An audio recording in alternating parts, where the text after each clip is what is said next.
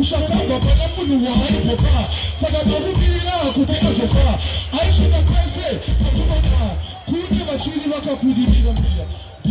iya zvirikorelia misipariziya ingatoziziva kuti maigara vakamuteera iya saka 21 gun saluti panobaka enemy but